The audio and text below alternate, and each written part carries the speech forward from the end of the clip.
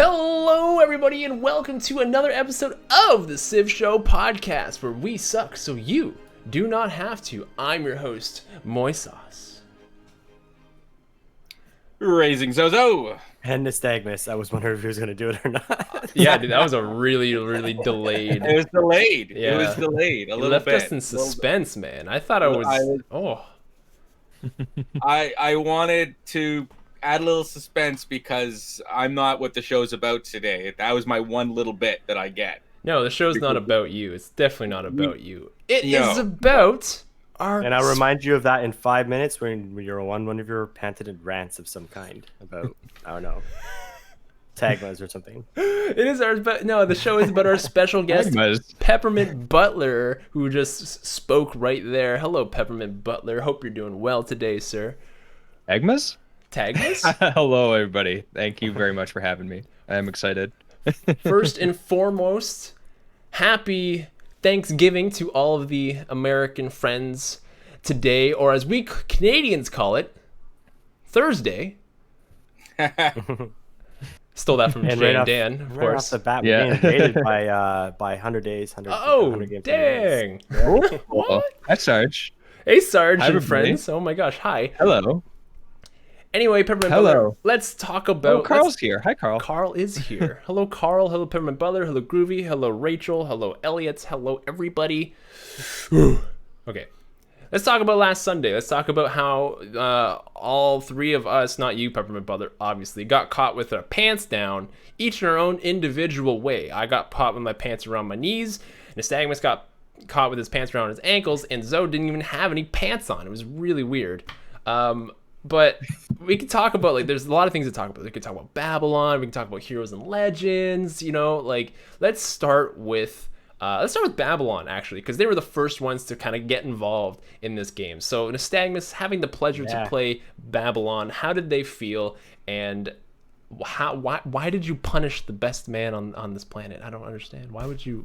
I was just such a friend. I was nothing but nice to you. I actually think they're pretty fun to play. Like, it's a different style, and it forces me into a position that I'm not as used to. I'm getting more used to it now. If you guys noticed the last few games of going to war, but just because of those Eurekas, I feel like one of their best ways is kind of just tech rush, and then just take on someone with your advanced tech. Now, Heroes and Legends kind of put that on easy mode because I got Arthur, and so I was Moy, I was as surprised as you about how like they just like steamrolled all your troops.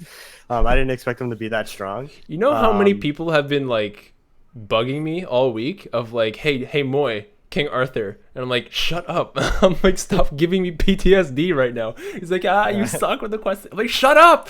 Man, people have been like, I didn't even have to crazy on weaken me. any cities. They just like walked into it wasn't even like an attack. It was more like they just welcomed me as the triumphant winner of every battle that I came across with you. So it was like, oh, we're a part of Moy's empire. Like, oh wait, no, we're a part of this. No, we want to be part of the Nystagmus. Like, there wasn't even a fight. It was just kind of like, just come in, come, the doors are open, just come on in, man. I think I saw you like visibly get deflated when you like attacked one of the questy knights and only like took off 5 health or something. Oh, is that noticeable? Oh, wow. Yeah. Okay. Awkward. When you it was with your special unit too, right? So I was like, oh, so these are really strong now, because as soon as I made them, I was like, why are they strength 66? I don't get this. It was better than both of my heroes. Like I'm gonna implement order 66, so and just take over all your cities. So but yeah, I thought they were really fun to play. The really cool thing about whenever they introduce a new civ is they can introduce like a totally novel playstyle, right? I don't think Babylon has a pretty novel playstyle, like just because one of the mechanics of the game is completely different for them, right? Like research and technologies, that mechanic is different for them, and so I think it really makes it interesting to kind of see the different kind of playstyle you can play with them. I do think they're really strong, but I don't think they're broken or anything like that. So let's hear Peppermint Butler. I'm sure you've played Babylon, so we're curious what your take on the civilization is. a week later. I kind of agree almost exactly with Nystagmus. Like there was a lot, like there are some broken lines you can take with them. Absolutely, like you can do the whole like build your quarry, get your ancient walls, build your ancient walls, get your aqueduct, build your aqueduct, get your niter. But the thing is, though, like Carl was reiterating when we were looking at the patch notes when they came out, is that the production cost scales up a lot faster than you can keep up with Babylon. So like getting through mines for apprenticeship is very important, but like you can get backlogged real hard. Like you can unlock Musketman at what, turn 50, but then sure you spend like 20 turns building a musket, and like what do you do then? Like you got two musketmen, you can probably take out your neighbor, but like how much better is that going to be than just building a bunch of swords and going after them? And you know what I did? So I like math a little bit. I did some quick math. How much science does an inspiration normally get you, right? It gives you what? 40% of the tech, right? Correct. Yes. So if you look at the extra science that you're getting from Babylon, instead of getting 40% from your text, you're getting 100%. That's what, an extra 60% on top of like your total accumulated science. But then you get minus 50. So it's like maybe equivalent to your lifetime overall gain of like 10% extra science. Like that's not really overpowered. You can take some like really unique lines, but it just makes it like really unique and interesting gameplay. You can do lots of different things with them. What I did, I had a one of my faster culture wins. I was saying early on that they looked like a very powerful culture civ, because the thing you can do with Babylon is you can like pick and choose the texts you want based on the boost. If you just play towards the boost, then you can then you don't really have to build campuses. And oh yeah, Carl pointing out in chat, that's China's unique ability. It's an extra 10%. Yeah. So it like a lot. I think over the course of the game, it comes out in the wash. It's just the path you get to the end of the game is gonna be unique like every time. It depends on your land, depends on what boost you can get. But yeah, I did a culture game. Like normally like culture games I would say are probably my specialty as a Civ player, and I tend to finish in like the 190 to turn 200 turn mark on deity, and a really fast one would be faster than turn 190. And with Babylon, I finished turn 176, I think. Holy crap, dude! But What? to compare with Teddy, I finished turn like Bull Moose Teddy, who is like really good culture civ. He was that. To be fair, this is probably my third or fourth time playing Bull Moose Teddy, and this was my first time playing Babylon. But with Teddy, it was with Teddy it was turn 166. So just to like and Ethiopia with Void Singers when they first came out. My first game with Ethiopia was turn 163. So not here to like flex and stuff, even though like oh look so good at No, culture. dude, But you're looking real buff right now, bro. Like, but whoa, showing off your arms too at yeah. the same time. Your head's itchy, bud. Oh Your head's yeah, I itchy? haven't like been to a gym in Yeah. what, like when did COVID start? Oh, don't Like worry. The just gym before- is over there, buddy. Just, Yeah. Yeah, which way? The heck do you even lift, bro? No, not anymore, dude. But yeah, let's it's just it's a unique, powerful civ. Like they're very powerful. You can take unique lines, and I love them. I don't know, they're really cool. There's so many different cool things you do. They feel like they look on paper like they might be broken, but in practice they feel pretty balanced. So like they're not gonna run away with any games. Like maybe in multiplayer like it might be a little bit different, like team, specifically teamers multiplayer, because in teamers when someone else on your team finishes a technology, like your teammates get the boost for that, right? So Right. Oh, you can just sit man. back and just ride the wave through, but you're still only going as fast as your teammates, right? And teams can also negate another like weakness that Babylon has, which is they can let Babylon attack and then just be like, here's all this gold. Yeah. For, like no good reason. Here's all this gold, just buy units, go for it. Yep. And you see like Musketmen taking on like warriors and stuff, right? So Yeah. and so they can negate a lot of different. Yeah, that's the reason why I always say that Civ is too hard of a game to keep perfectly balanced, because team games would completely mess up a lot of other things, right? They negate weaknesses that were built into the Civ, right? So Yeah, but I hate tears. but just to circle around on that, like what's kind of crazy is for a Civ that looked so broken on paper, they feel like really balanced within like at least the single player environment, which is like kind of crazy because they look really wild. I think that the part I love the most about Babylon is the Pelgam. Pelgam.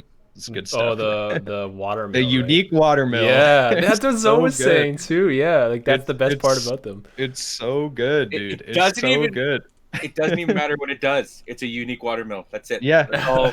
But like it's so good. Like instead of giving one food and one production and then maybe like one or two other food to like other like farming tiles that you're like semi happy to be working, it just gives extra food to like all the tiles next to the river, which is insane. It turns your 2-2s early on to 3-2s. It turns like if you're blessed enough to have a 2-3, you got a 3-3 and you're off to the races. And you get 2 production on that instead of 1 production, and you get a housing. Like I'm in love with the Pelgam. I'm in love, and it costs the same. Yeah, anything that gives you also, like, I think the housing is also overstated or understated a little bit too, because anything that gives you housing for like the low production that is like a plus, right? Because then you can build tall, right? You can build a lot of tall civs. So let's yeah, Babylon is the one. Do I get?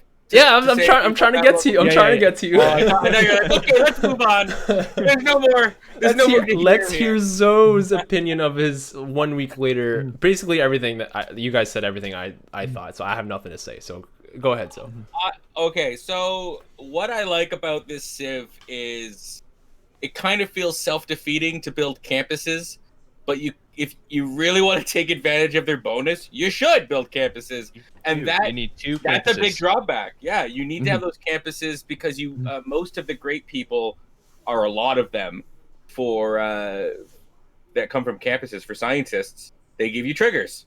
They give you eureka moments, right? So like that, it's like it's a little annoying. It's like, oh man, I don't care about science. I don't need these things. But you do. You got to build a few of them. So I always like when a Civ does that, when it's like, we're not going to give you this, but it's actually really good if you do make them. I also I find them a very versatile Civ when it comes to win conditions. But that's also can be a bad thing, because I think you can be tempted to try and do everything at once with them. And that's, I think, self-defeating, like especially with, their improvement, like I only get 1 of each, but so I just I found I think they can pursue culture very well, they can pursue science very well, they can pursue domination very well, they can pursue culture very well. I'd imagine they could probably do diplomacy too, but I think they that a drawback could be that because you end up trying to do too many things at once, you can end up falling in on yourself. So I like that component. That's part of, I think, the balance of them, is that they do require skill. You can't just, this is not like, be the Civ if you're brand new to Civ. They do require a lot of skill, a lot of planning. And then even all of their eurekas, you have to go out of your way to build all those things. You have to have all the workers, you have to have all the and then the production to actually do anything, and the goal to actually do anything, and that can be really frustrating, especially if you end up wanting to pursue something like a culture victor, where maybe you're not as caring about things like the economy, right? So I don't know, I like that. Although it did make one of my aspects of my games a lot better, because of their eureka system, and I made a list of all the ones I needed and stuff. It made me scout better because I had to build a bunch of slingers, and I just spread them all out over the map to try to because you need to kill something with a slinger, then you have to kill 3 barbarians, right? And so I was like, okay, I gotta look for it, and so I was looking all over the map. So my scouting actually did a lot better. Nystagmus, that is not a part of the 3 laws of scouting. You didn't build the scout. Come on, man. Come on. We thought you were getting better at the I built a scout, but I built a lot of slingers too. No. So let's move to the game in general. PB, you obviously playing Byzantium. If you didn't know what the theme of our last game was, we celebrated the last 3 releases of the New Frontier Pass. So we featured all the 4 civs that were released in the last 3 updates: Ethiopia, Gaul, Byzantium, and Babylon. Byzantium, aka Peppermint Butler, showed us how to really textbook play Byzantium. Stop giving me that face.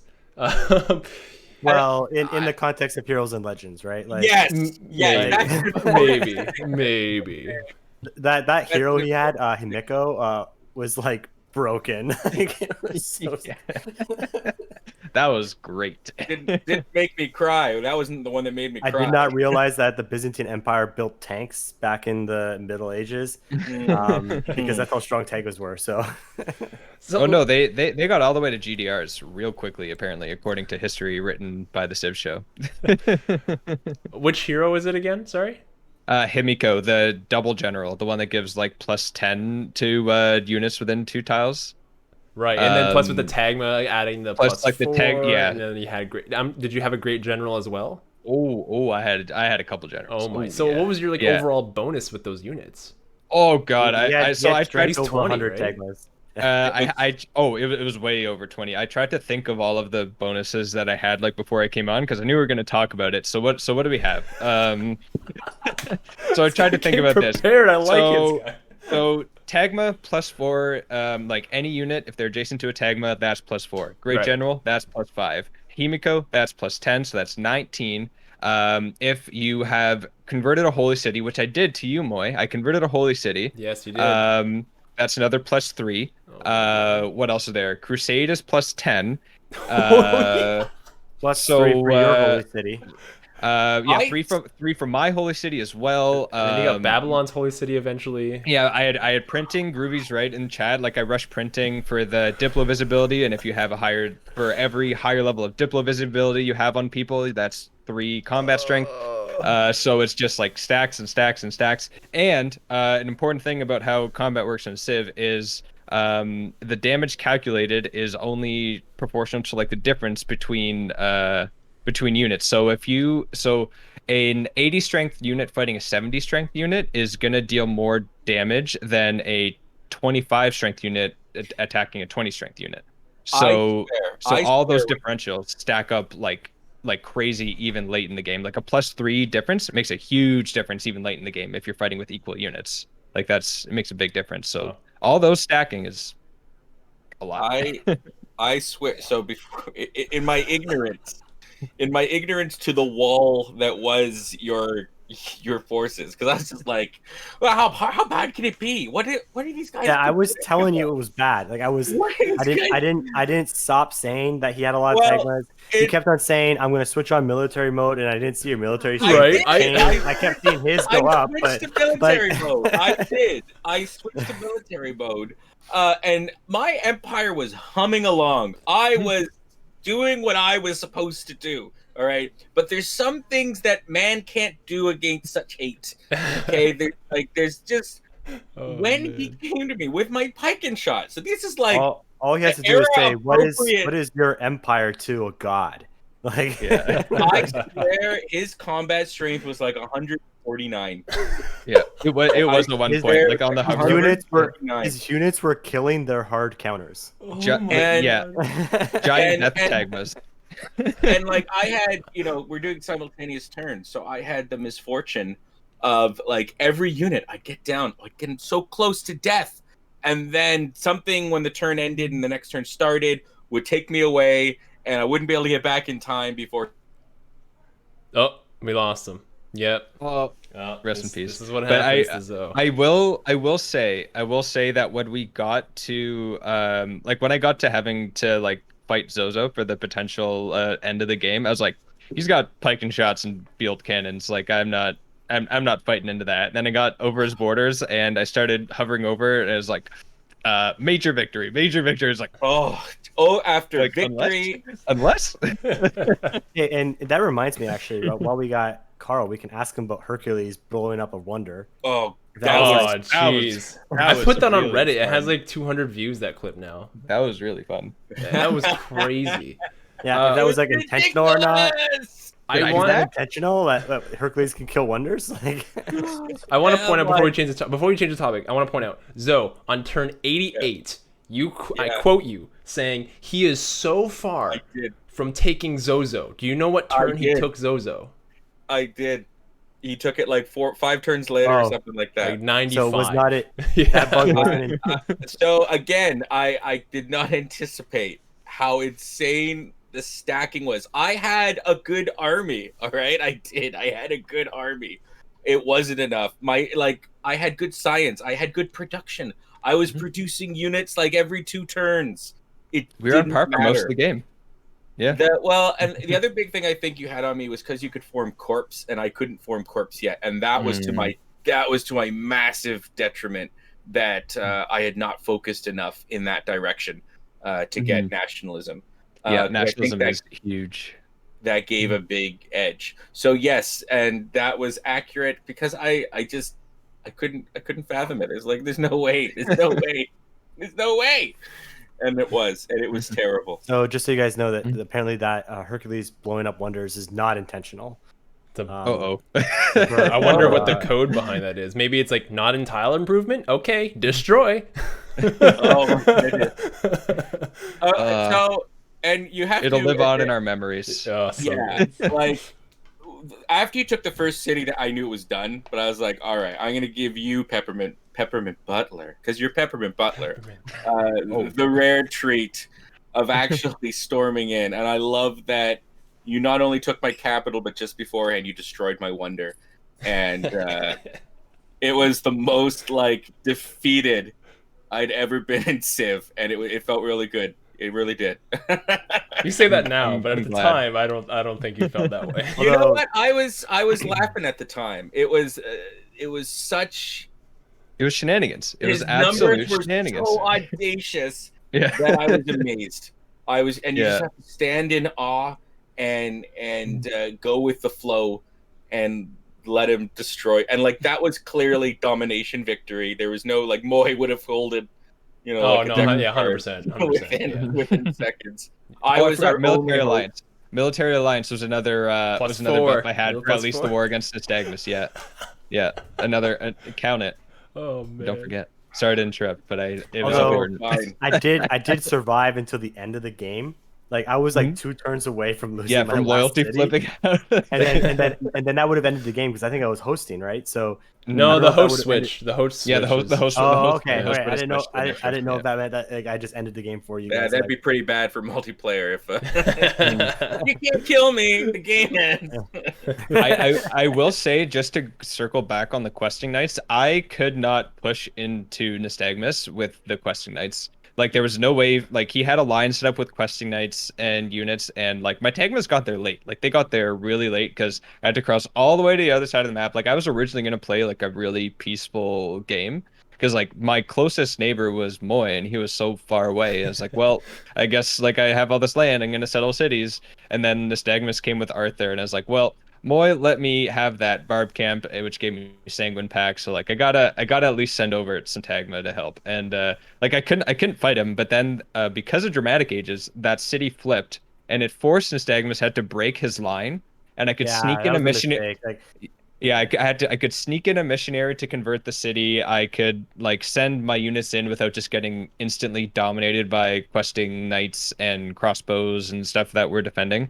And then just that one city flipping, allowing me to like sneak my units in, was like the start of a beautiful relationship with war and plunder. Is Byzantium I one of was your I was better pretty cities? proud of Sorry. that defensive line, by the way. I Yeah, was like- yeah, no, it was like I I couldn't do anything. Like I had Crusade in Moy's land, but I couldn't push outside of Moy's land because I couldn't convert any cities because you're just gonna step on them because some dummy like me would not make peace with you. It was like, oh, we're at war now. You're just gonna go to war. You So know? I know culture. You said earlier that culture is kind of your game, but it seemed like you were so Yeah. dominant with Byzantium. Would you rank Byzantium as one of your top civilizations personally?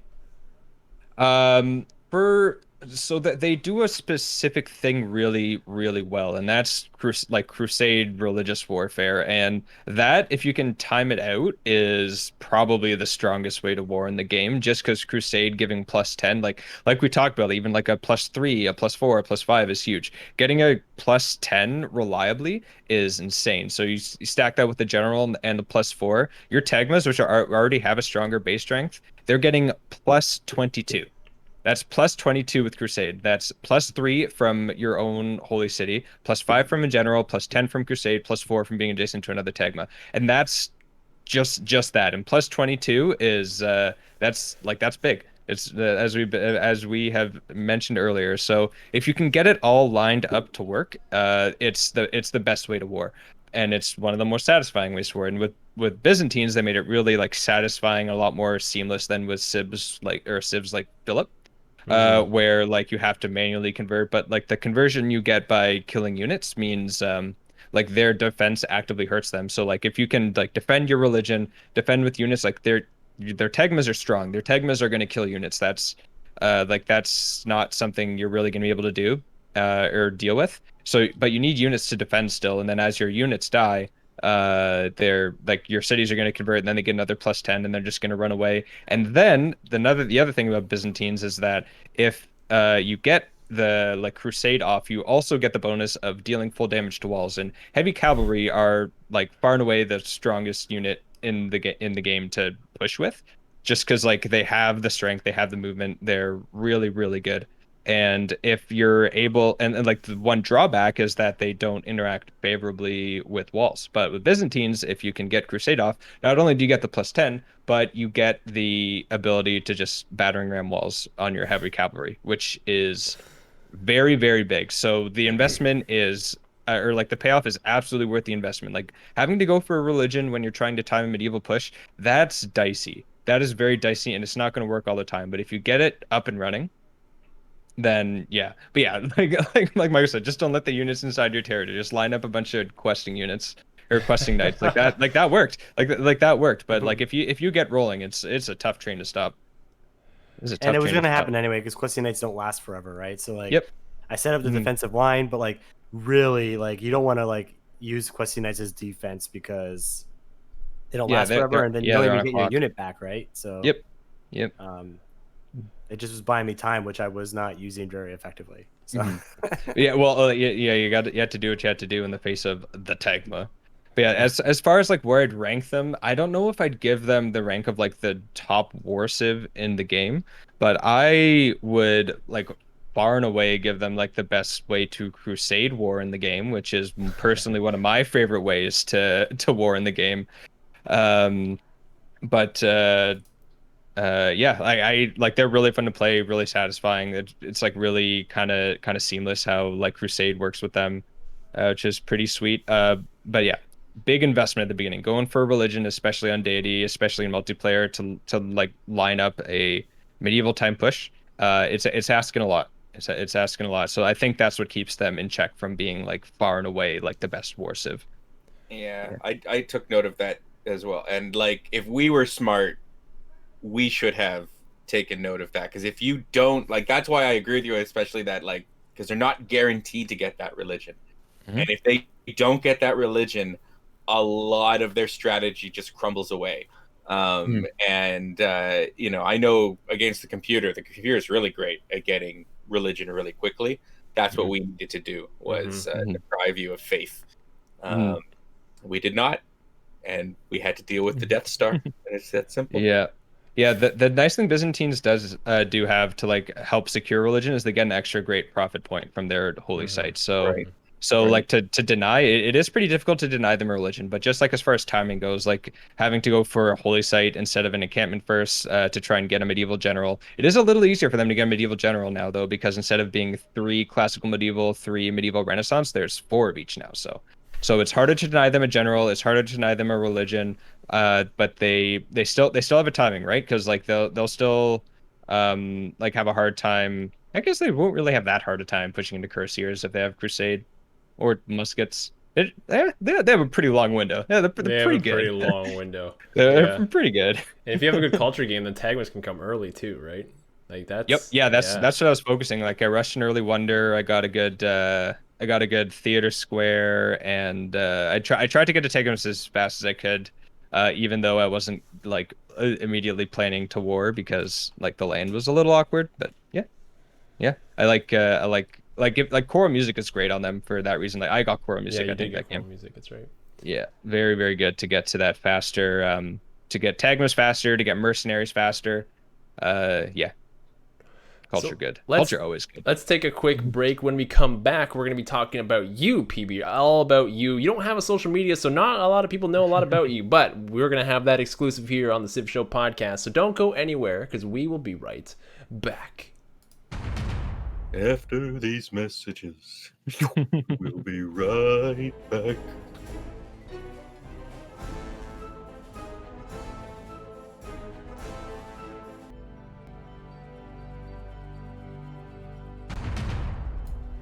Welcome back to the Civ Show podcast, where we suck so you don't have to. We have special guest Peppermint Butler here, and as you may or may not know, he's not very active in the social media game, but he is in the Discord game. So not a lot of people know a lot about you. Let's go first things first of the blatantly obvious. Nice lip caterpillar. Why do you have it, and where did it come from? Like, is it it's not Movember because you had it earlier than Movember. So like, what's bringing it back, man? Like, you can date it back to the beginning of quarantine. So it was beginning of quarantine. I've always wondered what I looked like with a mustache, and I was thinking about it. It's like, you know what? We're like quarantine started. I'm not going to be seeing people too often. So I think it'll be a good time just to like see how the mustache looks, because I can sort of look at it myself and I won't have to have everybody like judging my mustache as it's growing and stuff. So naturally, that's when all the family Zoom meetings started with all your extended family. Because like I'm not going to complain about that. I'm very lucky to have an extended family that we Zoom with and all that stuff. I'm very, very, very fortunate in that regard. But then seeing my extended family on camera way more often, then that's when I started streaming. And so funnily enough, this has been like the time where like everybody's seen my face the most. So I don't know. It was just sort of funny how the reason I I got at the beginning or shaved it at the beginning of quarantine is because no one will see it.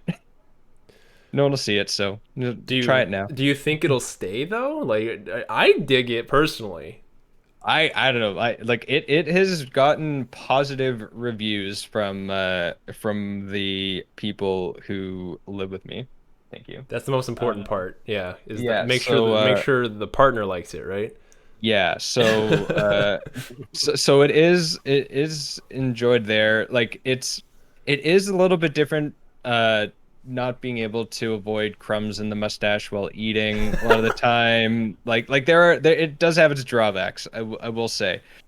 But like I liked it. I like it a lot more than I thought I would. Like I never had a mustache or anything before. Like I've had a beard and stuff.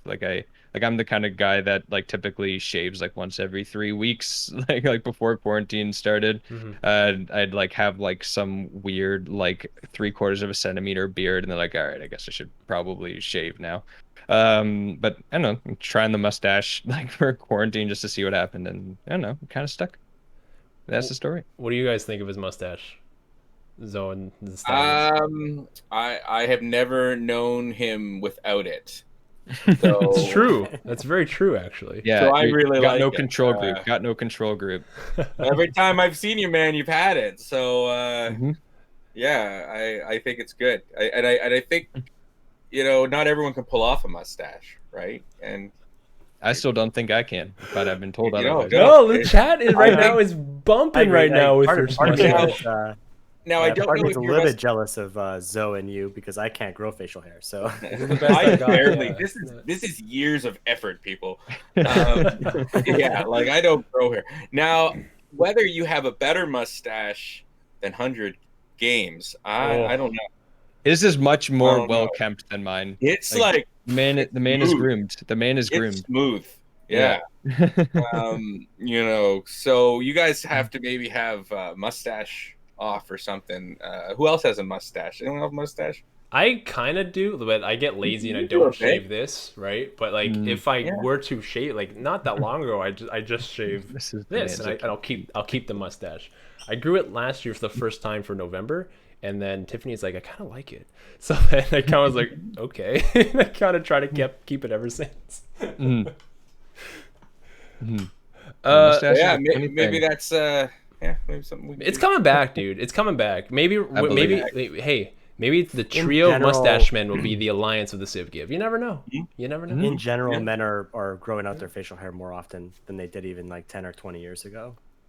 Because It's like quarantine or just No, like it's just like it's in just been a general. trend. It's like a fashion. Okay. I mean, like man buns are here, right? The whole like look like a lumberjack with long hair, long beard. Don't you know what I mean? Like that whole look was Yeah. in not too long ago. Yep. The whole hipster look as well. With at the least in beard. Canada, Yeah. at least in Canada, at least in Canada, like True. Yeah. the plaid shirt, the jeans, the long beard, the like lumberjack hat that I wore on Twitch things. I like how you had to look Yeah. for it. Like, what is it again? It's right over there. It's looking me right in the face. Can't get rid of it. Oh, man. So I liked Chinko his name for the mustache, the Flava Sava. Yeah, because it just keeps the crumbs and you can eat it later. It reminds me of Parks and Rec where like Ron Swanson, he was talking about his favorite steakhouse, and his like the best thing about it is that like for weeks after I get crumbs dripping down from the steak that I had into my mouth, and it's like a little drop of heaven. And it's like it's kind of gross, but it's kind of beautiful. It's Ron Swanson, that kind of thing. legendary. Yeah. Top three mustaches for me right now. Okay, Ron Swanson, number one. Mhm. Number two, Okay. Anchorman. Mm-hmm. Number three, probably you. Look at like you got like a good bush there. dude. I have two words. I have 2 words. Tom Selleck. Yeah, Oh, I was yeah, gonna- yeah, yeah, slipped my mind. Slipped my Yeah. mind. Oh, Yeah. shoot.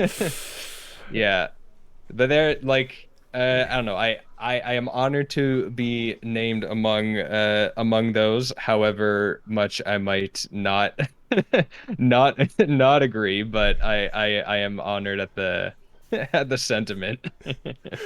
So Now, let's go are ahead. you just gonna keep it like that, or do you want to try and grow a little longer, like where you can? Because I know that's actually takes a long time, right? To Yeah. grow it so that you can wax it and do stuff with it. Yeah. The I think- handlebar. I think you can pull it off.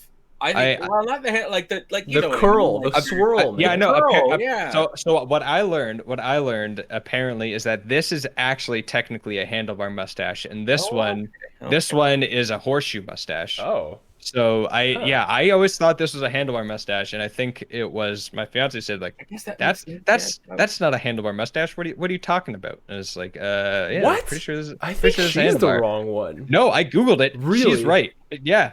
So like Google handlebar Oh, mustache. Yeah, I hell, learned. Google. Google has all the answers. Yeah, and I was like, huh. Well, there goes like 20 years of knowledge of my life down the drain, just thinking that was. So you're telling me every that's time what a handlebar every mustache? time I Yeah, create an NHL character and I give him a handlebar mustache, he's giving me the wrong mustache? apparently. Wow. That's like according to Google. Damn. Yeah. So let's move on to another topic. You mentioned that you are actually really into lifting, which I kind of find really cool because another thing you're into is like Magic the Gathering and also Warhammer, but you're also into lifting and video games. So like that crossover to me is not the most common thing. You know, there's just your lifters, your jocks, your sports guys, and then you also have like your nerds or your video game players. But you kind of like you're a hybrid of the two. Which one do you really identify with here? We have Honestly, to know. I don't even know. Like like for me, it's just I kind of like if I get exposed to something and like it, I kind of just pursue it. I guess I have no boundaries. I have no boundaries. You know? No, I don't know. Like it's weird.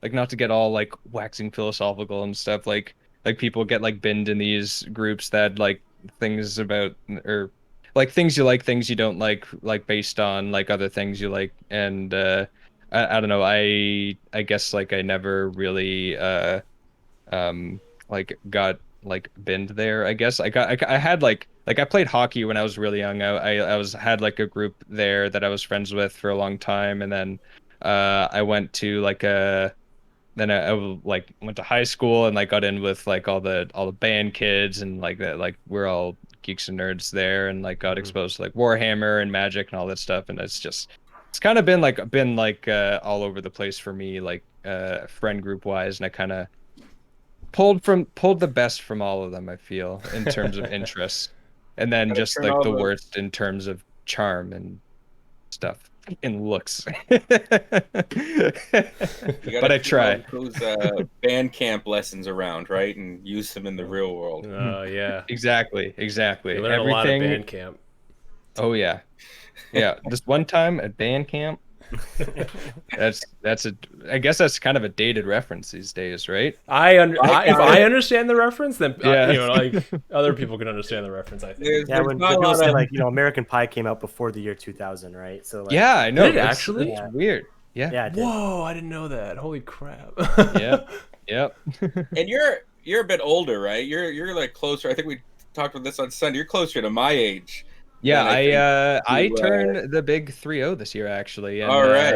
in I guess that's closer to Moy still. Still. 1 month and 2 days, There you and go. turn 30, and I anticipate I will feel exactly the same. You'll feel exactly yeah. the same as you were 15, probably. Every day is the same thing. Yeah, I've got like the like gangly little high school body that I've always had. So, But you lived. so What do you so mean? what else is? Oh, I am much smaller now that quarantine started, and even before quarantine started, like my frequency was getting down a little bit. But now that like I can't go to the gym, I just like really want to go. Yeah, yeah. I like Lifting this. is good. I like this question. Do you prefer your hockey rinks next to vampire castles? Only if the hockey rink has 6 adjacent tundra. So for that 6 culture. Oh, But yes. Or is it like 8 culture or something? I don't know. I thought it was forget what seven. I thought it was seven. I forgot what the base culture on it is, but yes, that's a great question, and yes. So let's kind of go into your video game ness of your personality here, I guess, because you're kind of like all over the place. We like to talk about video games here. That even we're called the Civ Show, but we like to talk about video games in general. So, other than Civilization, what did you play growing up, and what was your favorite game series out of there? RPGs. Like I still play Skyrim. I'm kind of wrapping up another Oblivion playthrough. Very Like I come nice, back very to like Bethesda games, or like the Elder Scrolls game all the time. I've actually never played Fallout, but I'm sure I would really enjoy a Fallout game. Um, what else? Like I played like most of the Final Fantasy games. I've actually seen if anyone knows Distant Worlds Final Fantasy, which is like the tour that they do where they like play live Final Fantasy music with a local orchestra. I've seen that live in That's Toronto cool. twice, Yeah. which was pretty cool. Yeah, so yeah, I am a huge dork. For those of you who think it's like, oh, this guy's like a weirdo jock with his lifting and his hockey. Yeah, I'm a Mustache. huge dork. So you, don't judge me. Have you checked out the Final Fantasy VII remake?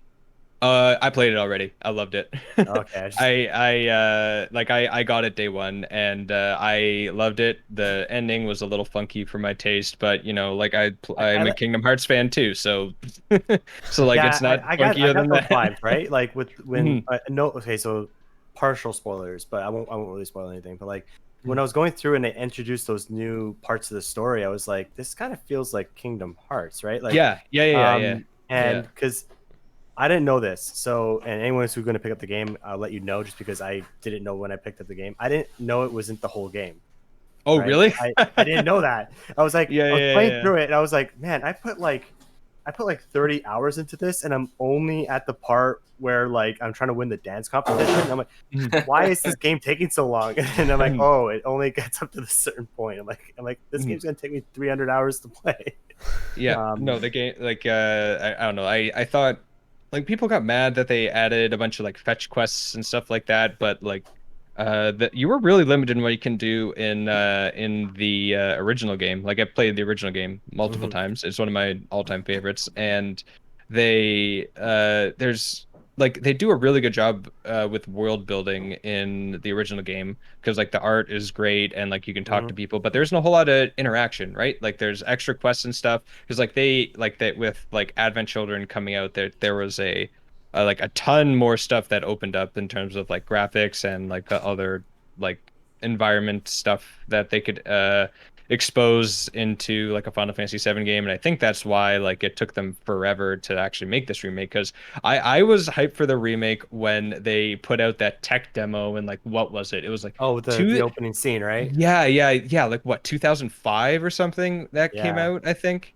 It was originally Yeah. going to be for PlayStation 3, and Yep. then, but you know, Yeah. and I give credit to Not give 2000, credit to them 2009, 2009, because sorry, not Wow, 2005. that long honestly, ago, huh?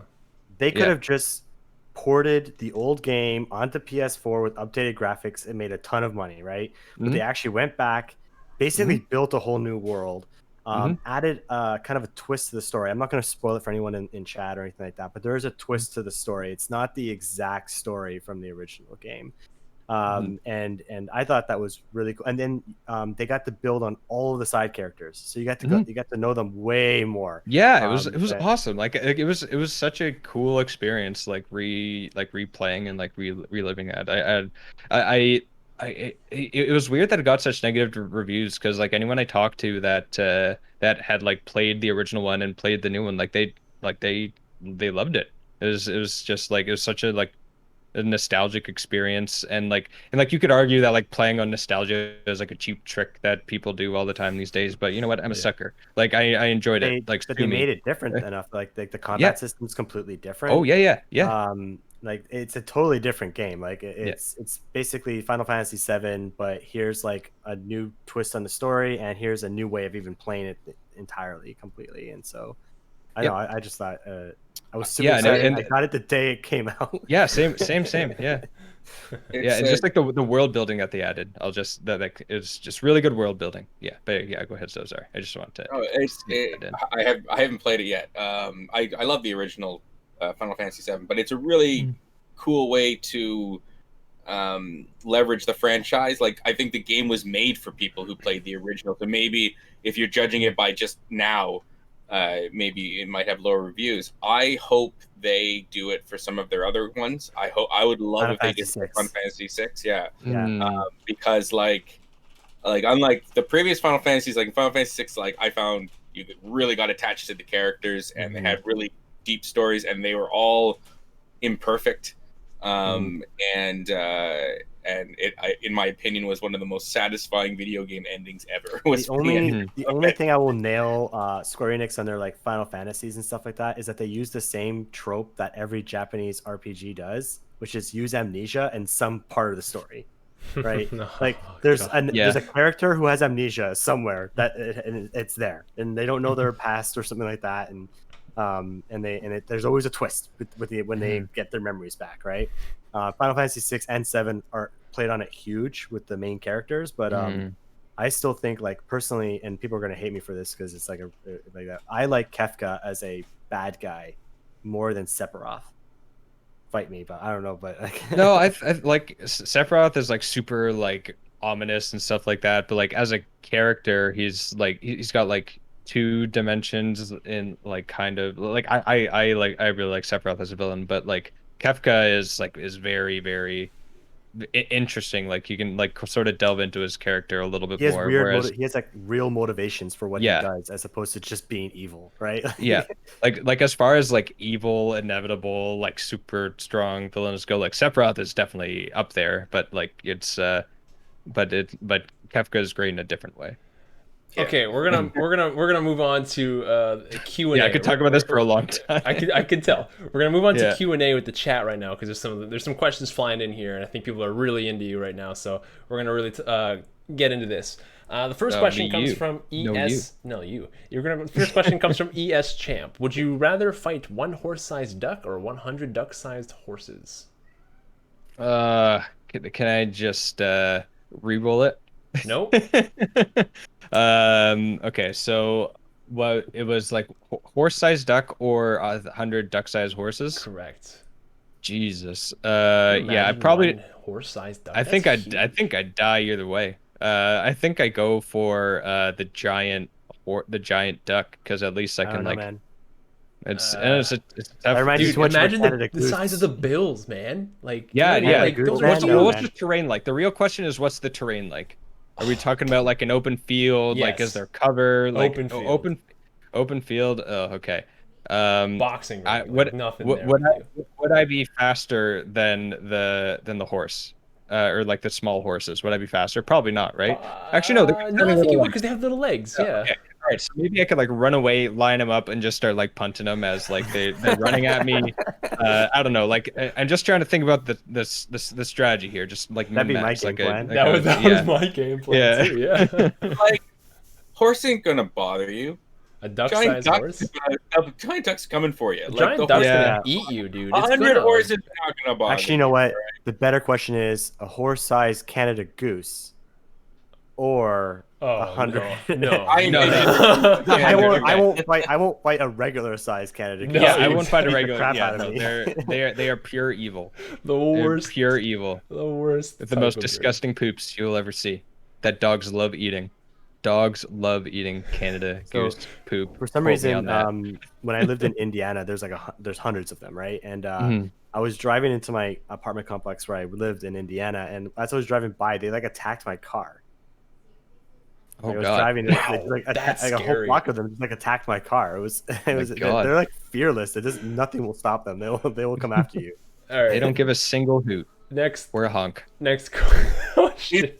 They're all spectacular. They're very well thought through. So, take your time as you think about the answers. Okay, go ahead, boy. No, ES champ. I'm not an American. I was living in the United States. I'm Next not question. American. You can either have Cheeto dust eternally on your fingers, or sticky stuff eternally on your feet. Which do you choose? So either have Cheeto dust fingers or be Spider-Man. Well, not necessarily. Even when you're Unless- walking, like it's like you have to like. Man. I think it'd be more like Wreck-It Ralph, like sticky, like it's not helpful. Yeah, like it's not. Yeah, it's not helpful. You have to like Okay. wear. Okay. Well, you can wear shoes, right? Just wear shoes. Yeah, all you the just time. you just have like shoes stuck to your feet all and the time. have the swamp feet. The whole. Yeah, I life. don't know. That's kind of not ideal either. You know, put gloves on. I presume you can't do that. I guess. Yeah, I mean, it's your way to deal with it. If you want to wear gloves all the time, then sure. But like, it's hard to use your phone with gloves. Have you ever had to try to use your phone with gloves? Yeah, I work in a wet lab and have to use my phone with gloves all the time, and it sucks. There you go. What? I'm gonna go with the Cheeto dust fingers, because then does that mean I can just continuously lick my fingers and it's always gonna be tasty? I don't like Cheetos though. Like that. Like I don't know. don't I I like. know, Cheeto dust fingers is like one of the worst feelings. I hate that feeling. Yeah, like I like yeah. Doritos. Doritos are my favorite chip. So like I don't know, like licking the Doritos off off your finger, the Dorito dust off your fingers after. That's probably the same stuff, right? They probably use the same stuff anyway. It's like very satisfying to like get that off, and then like not being able to get it off would be like water torture. That's You it. know, it would It'd be be everywhere. it'd be awful. Everywhere. It's the It'd same be I all don't stuff. over your stuff. Processed plastic that tastes like cheese. Like Yeah, yeah. Just I don't know. Velveeta? Yeah. I don't know. I would probably just choose one of them and then like find like a nice lake to tie a concrete block to my feet in. I'd be like, this is awful. So basically, you'd end Choose it. death. Yeah. If this happened to you. All right. All right. Good Right to know. on. Okay, this question is a little long, maybe, but I'm gonna ask it anyway. But if you can choose, you can only choose one if you have to. Civ related, Okay. at least. Top Okay. 3 civs for each victory type. Let's do one victory type each. So pick the one you want, PB. I'll go last, so you guys can pick over the ones you want. You go first, PB, Okay. and we'll move around the room. Okay. So I pick one victor type or I pick Yep. for all 3 Pick your victory types? type, and then pick the top 3 for that victory type. Okay, number 1 civ. I guess I should probably pick culture, right? I should probably pick culture. Up to you, but I mean, No, number 1 culture civ. tough one. isn't it? Probably it's I don't know. I like the obvious answer is Peter, but like Bull Moose Teddy is pretty up there too. Okay, that's It's, one too. Okay. So all right, so I got to pick one. I got to go Peter. Got to go my boy Peter. He can do anything. All right. He can do anything. And then what's your number 2? I got to right top three. Top It's not three, one top for three, each. yeah. Right. So then it'd Okay. be All Bull right. Moose So probably, then right? I'll go number 2, Bull Moose Teddy. Okay. Number 3. Ooh. All right. Probably Ethiopia. I think it's got to be. Maybe Ooh. Ethiopia might even be number 2, higher than Bull Moose. I don't know. The Whoa. top 3 are very, very close. I think Okay. Peter is the most powerful of all 3, just generally speaking. But Ethiopia is very, very, very close. This Yeah. Stagmus, you're next. Thank you. I guess I'll go with science then. Okay. I'll go with science victory. So for me, kind of like, and I agree, like when we were talking about this before about like what on the tier list and stuff, I agree that science victory isn't just about science, it's about production. Because really to push you over the edge, you need that extra kick in production back there. So I know that like between for me, it's hard for me to decide because you need to tech fast there. But I'm gonna actually put Germany as one of the top for a science victory, just because they get the extra production, boost them above the between them and Korea. I don't know enough about Babylon. I'm just gonna like throw them to the side, right? So I know that science victory is like one of the things for Babylon, but I'm not gonna even try that right now because I don't know them enough that even kind of put them in a tier list. Okay. So I'd be Germany and Korea kind of tied for 1 and 2. They can switch. It depends on what you prioritize Sure. between them. And then I'll put Arabia as like number 3 for Okay. that, for the science victory. Science is kind of like open-ended because you really just need to go up the tech tree and then it turns into a production game at that point. Mm-hmm. And so it's kind of like plus or minus because you can maximize science for Germany very well, and then just use your extra production to push you over the finish line. Zoe, what victory type you taking? Nobody. No. I guess I'll do diplomacy. Okay. Diplomacy. Yeah, I like diplomacy victory if I'm playing Canada. the computer. Just Obviously, wanted to not so easy against humans. Hey, okay, just because Canada is the best one at diplomatic victory doesn't mean I'm going to choose them. Okay. Yeah, I like Canada number 1. That's my number 1. All Definitely Canada. I'd say number 2 for diplomacy, I like the Mali for that. I'm very encouraged to trade, and I end up finding I want lots of envoys, so I end up having lots of friends. I find when I'm the Mali. And diplomacy, I don't know. I'm surprised Sweden is not in there. I so rarely play them is the issue. They are very They good may at be diplomacy. good. They may be good. I haven't been Sweden. I don't know. I think I could pull off a diplomatic with the Gull as well. Okay. Because a big chunk of the diplomatic victory condition, there's like a bunch of wonders you need to build. Mm-hmm. And I just think Gull can ramp up their production so fantastically, and a lot of those wonders are in the civic tree, and they're just so great at getting that. And I don't know, I find that they're yeah, and they're also very defensive. So if you get attacked, you're not likely to go to war. So that's good for diplomacy. Unless they're facing questing knights. Dang. Yeah. Yeah, then the Gaul are just dead. Dang. I thought you were gonna pick religious or military, so like I'm kind of like, oh, which one do I pick? I'll go military because I feel like it's easier. Number 1, Macedonia. Whenever you capture a city with a wonder, you get fully healed. You don't have to build any science. You just build units. Your science is taken care of. They're incredible. No war weariness. Come on. Easy number 1. Number 2, I think no surprise, Gran Colombia. I'm going to put them there. Number 3, and this one's tough because there's a lot of good war civs. But I'll go Shaka and Zulu. Yeah, I was going to think Shaka. Shaka's gotta be up there. They're going to be up there too. So honorable mention to dang, I just forgot who it was. Never mind, just gonna forget it. Was it Mongolia? Was it honorable mention Mongolia?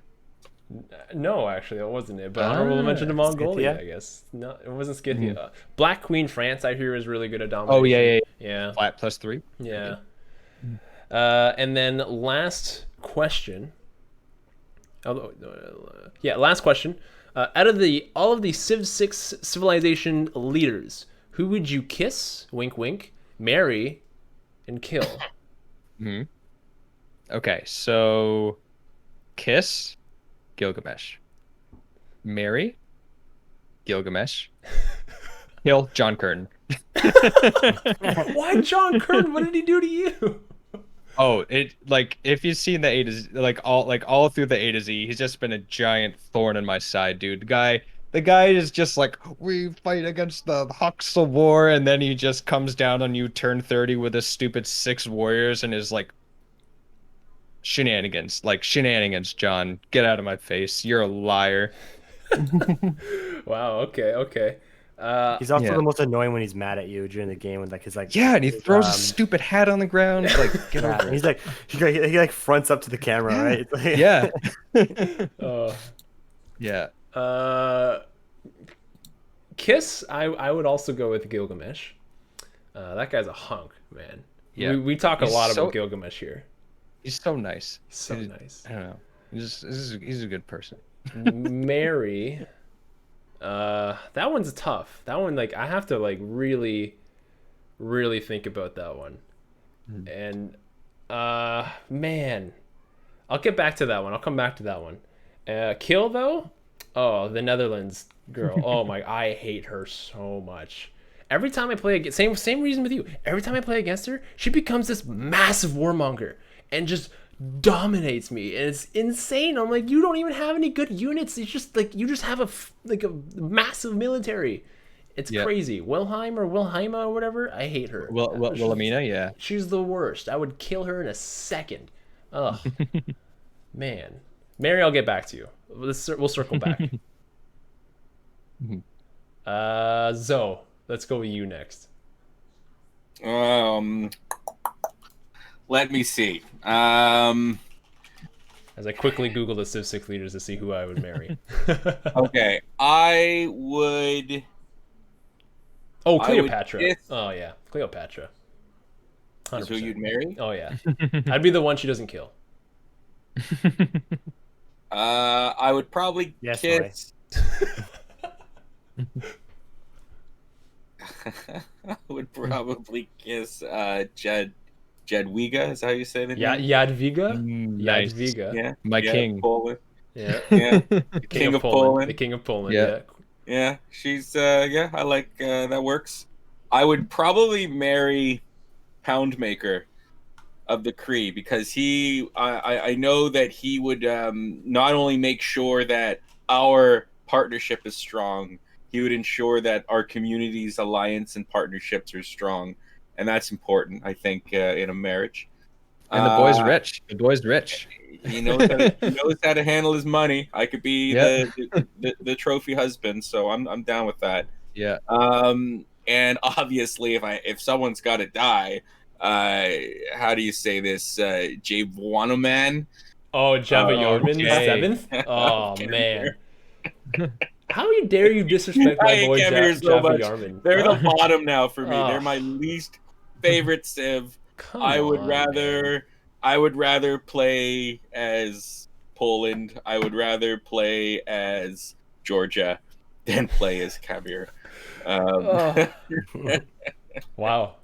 I'm offended. But I would still kiss, even though Jadawana.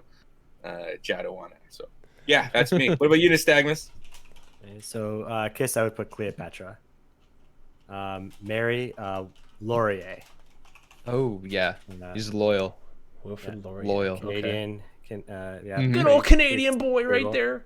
Yeah. And just for my my friend Van Bradley, I'd kill Eleanor. Oh. Just for Brad Brown. Hold your mug up. Yes. Yeah. There you go. Oh, look at that. They're spreading. You know to Eleanor. Oh, man. That one's good.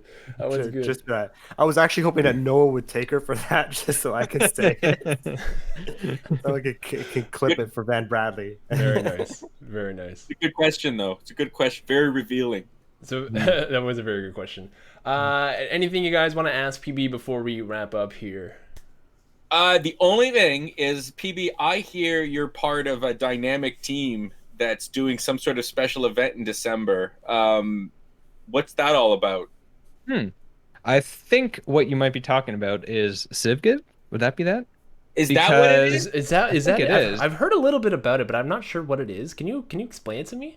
I think I can. So a CivGive is you take a bunch of primarily single player streamers, maybe a little bit of multiplayer, put them all together in tank, give them some loose rules, put a charity on it. We're raising money for charity. See what happens. Put it in a blender. What comes out? I don't know, but it's something's gonna happen. But it's raising money for sick kids, for Extra Life. It's gonna be a lot of fun. I'm really excited, especially after bye Zozo, Keep going. It's especially okay. after our multiplayer game on Sunday. It's I'm looking forward to it a lot. So yeah, CivGive, December 20th, 4 p.m. EST. Be there or don't, but we prefer if you were. Yeah, yeah. Be Please. there and be square. Yeah, exactly. Yeah. And then Watch me lastly, play for the first hour before I'm eliminated somehow, and then I can just like commentate for the entire with the chat and stuff. nice, right Mm. on. I'll join there with you because I'll spawn next to Boast or something. I'll hang out so- with the chat, be like, "Hey, what's up, guys?" Lastly, Peppermint Butler, we want to give you the opportunity to shout out anyone or anything you want. You have we'll just say a minute to let your mouth roll here. Just go ahead. Especially if you want us to raid somebody. We can do that. for you. Yeah, For I can you. have a peek. But yeah, so I just want to thank you guys for having me on and organizing the CivGive. Game on Sunday was awesome. Thanks for having me on the podcast. This is a lot of fun. Yeah, for anyone that doesn't know me, I am Peppermint_Butler. I play a lot of Civ on Twitch, play in a couple other games, like you can see me wet my pants when I play Phasmophobia, or rage when I die in Fall Guys or whatever. But yeah, I just try to have some fun on stream. You can find me there. I'm not on Twitter. It's good for my brain. I have a really old Instagram that I haven't linked because it's all just like lifting stuff. But yeah, you can find me on Discord, and the link to my Discord is on my Twitch page.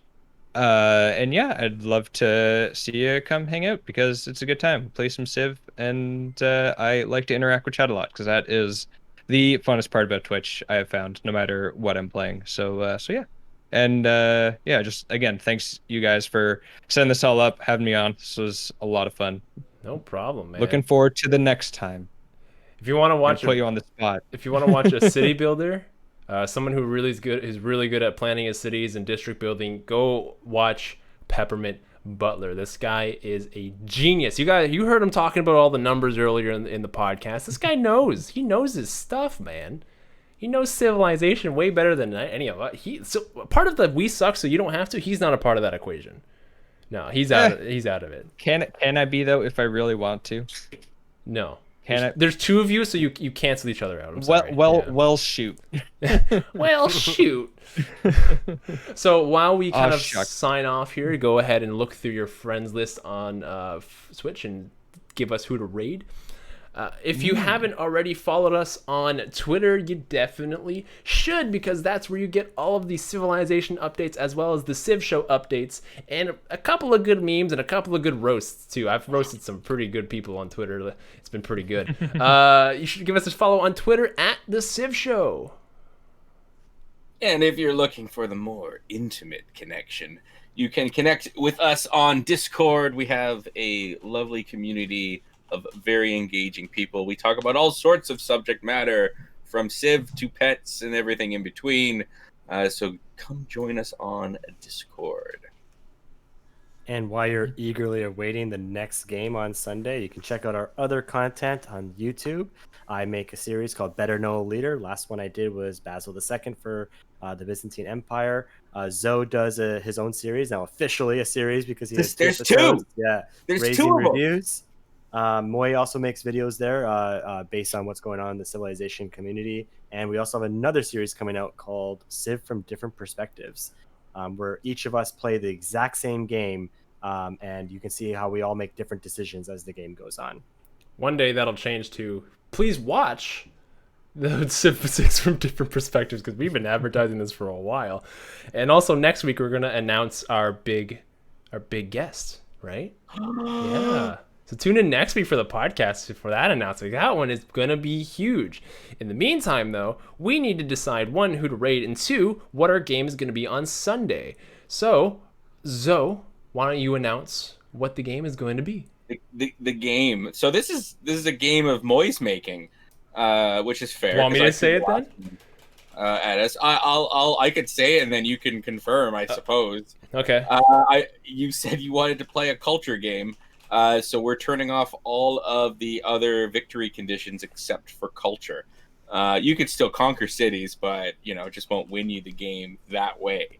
I think that's it, right? Pretty simple. Well, okay, so pretty much. So how this is going to work, at the end of the game, it's not going to be whoever has the most score. It is who is the closest to a culture victory. There is a few banned civs, and it's going to be Sweden, because of her automatically themed great works, that's no fun, and Russia, because he is just no fun in general. So those are the two that you cannot be. Keep who you are playing in the bag. We'll make sure that we don't play the same civ, don't worry. But that is going to be the game this Sunday, so that'll be a fun one. I'm looking forward to that. I think we have a special guest. Who's our special guest? Unsure. We don't know. Maybe there's somebody, maybe there's not. You All never right. know. So, anyways, we're going to be rating Peppermint Butler's friend here today, Lauren. I think we rated him on Sunday as well, if I'm not mistaken, because the name sounds familiar. Yeah. Some fun multiplayer shenanigans. I like watching him. Anyways, guys, we will see you on Sunday at 7 p.m. Eastern for the Civ Show. All culture game. See you then. Good night. Right. Good night. Thank you.